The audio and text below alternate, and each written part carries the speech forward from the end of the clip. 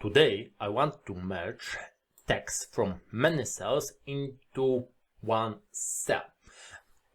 But when I'm using merge and center option from Home tab, I will only keep the upper left cell. So other cells, other text will be deleted.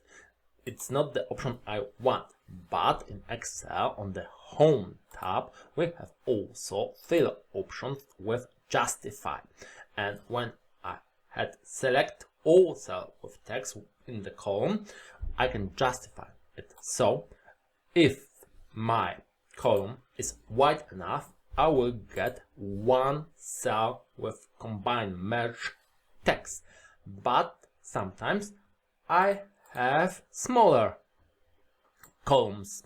So what happens then? So once again, I selected cells, Home tab, fill, justify.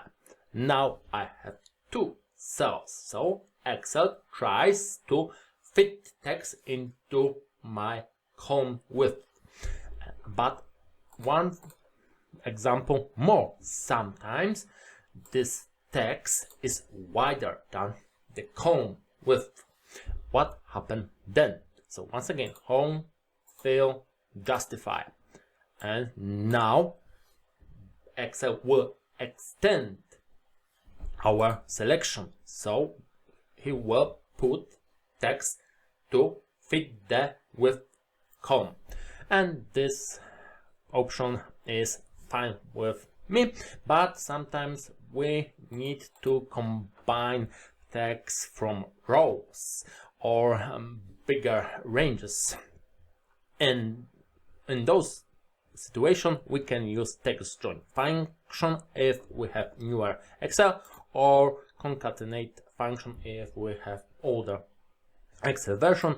Just then Ctrl C and right click and paste as values, and we combine merge text from many cells into one.